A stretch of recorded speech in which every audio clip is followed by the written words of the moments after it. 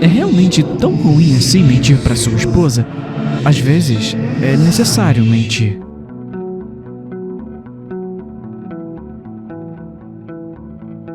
A minha esposa levantou a blusa e me mostrou a erupção escamosa que cobria sua barriga. Acha que eu preciso ir ao pronto-socorro? De jeito nenhum eu poderia deixá-la ir ao hospital. Provavelmente só mudaram os ingredientes do sabão em pó. Vai ficar tudo bem, amor. Eu menti. Você tem certeza? Hoje de manhã tava só meio rosado. Se amanhã piorar eu te levo no hospital. Eu tenho certeza de que não é nada. Além disso, eu tenho uma surpresa pra você. Eu a levei ao porão, onde preparei o Nintendo Switch dela na tela grande. Acendi todas as velas que consegui encontrar para criar um clima aconchegante. Havia uma tigela com os refrigerantes favoritos dela no gelo, tudo o que consegui pegar na geladeira. Não podia ir à loja, estavam todas fechadas. O que é tudo isso? Ela perguntou. Eu liguei a TV e revelei a tela inicial de Stardew Valley. Graças a Deus ela tinha o jogo em mídia física.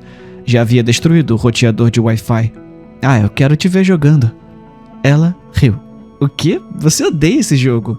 Eu nunca disse que eu odeio. Disse sim. Eu disse. Claro que não. Eu menti. Eu disse que não era pra mim. Você precisa terminar o centro comunitário, não é? Eu sei que tem estado ocupada com o trabalho, então por que não termina hoje? Eu quero ver.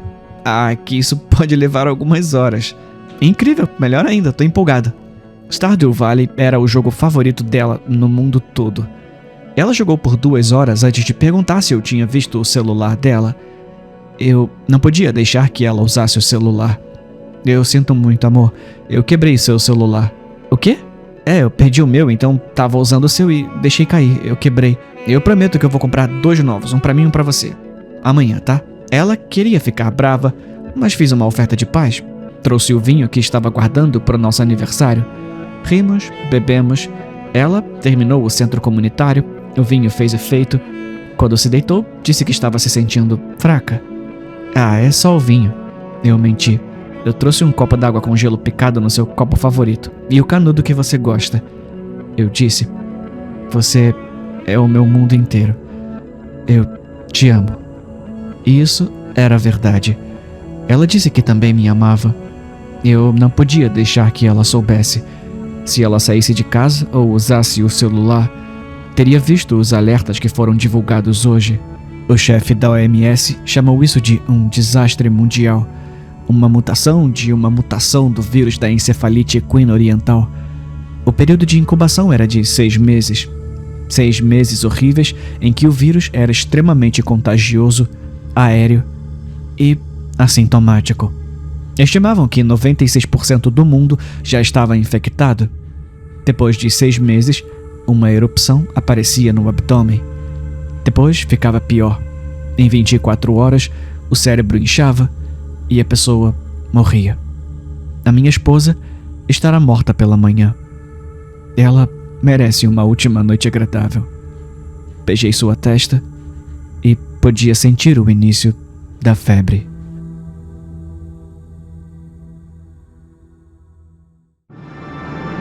O meu marido tem sido cruel desde que contei a ele que eu estava grávida.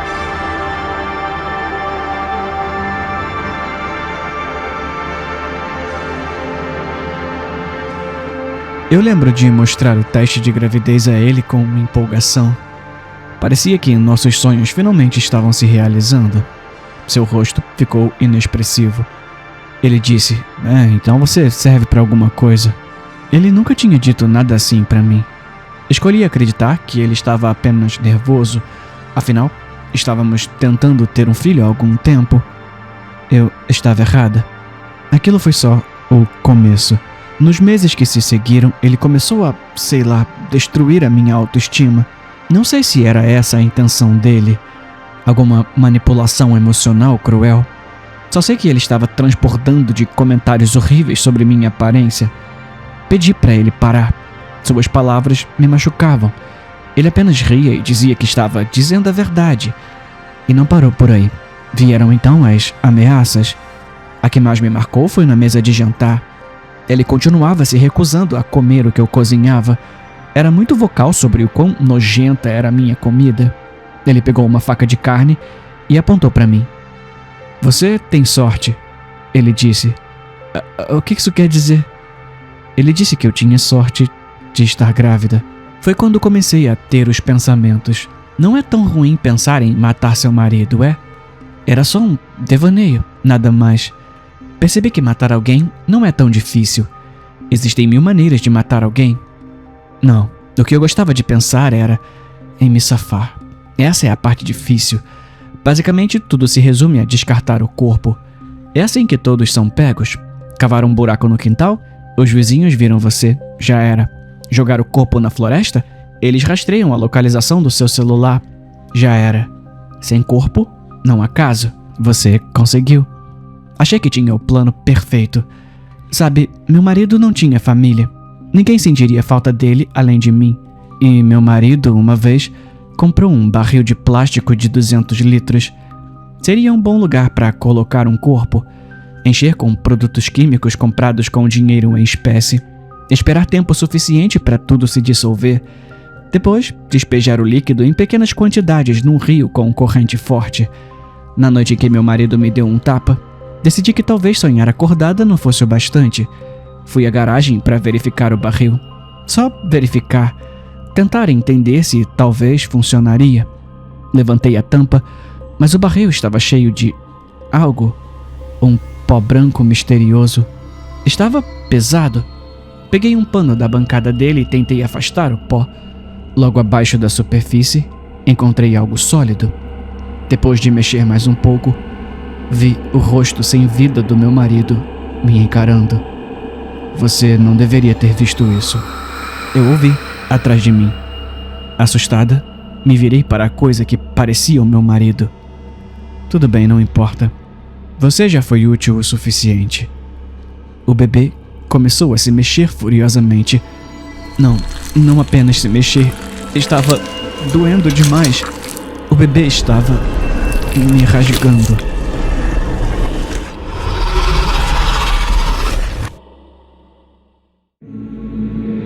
Eu fiquei amigo do garoto quieto da escola. Ele me avisou para ficar em casa um dia. Chamávamos ele de Charlie Pescoçudo. Ele era o último degrau da hierarquia social do colégio. Todo mundo conhecia, mas ninguém notava ele. Sempre parecia que estava só ali, sabe? Distante demais para os maconheiros, estranho demais para os nerds, o primeiro a apanhar dos atletas e o último a ser escolhido para o que fosse. Era pálido, magrelo, como se fosse feito de arame. Sua cabeça grande ficava em cima de um pescoço fino, uns 7 centímetros mais longo do que o normal.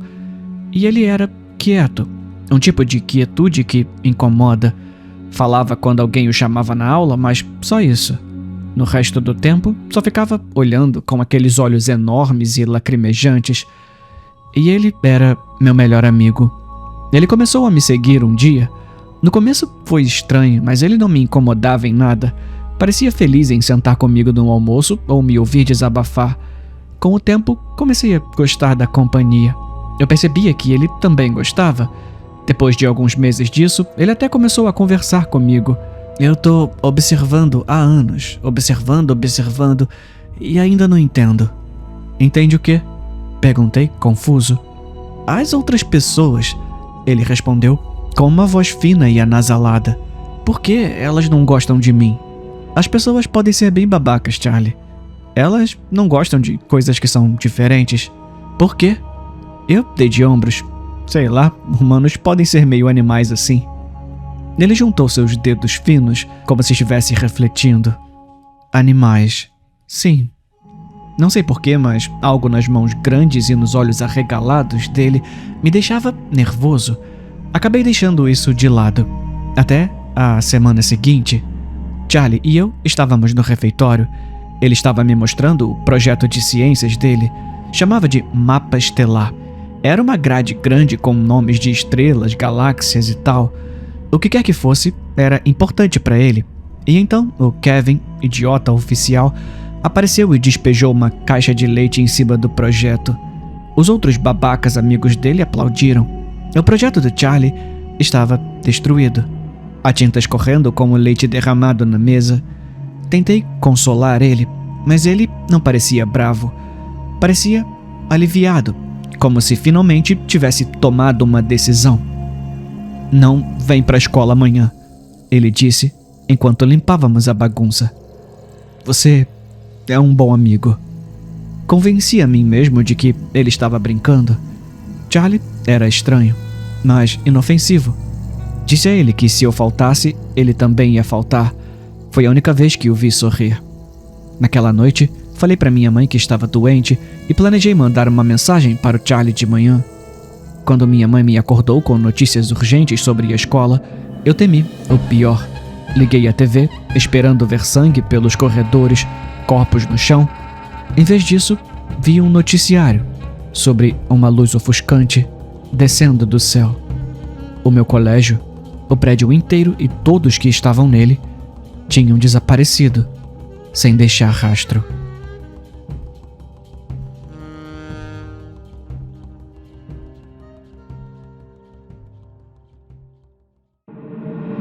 O médico me disse que eu não sou o pai da criança que a minha esposa está esperando.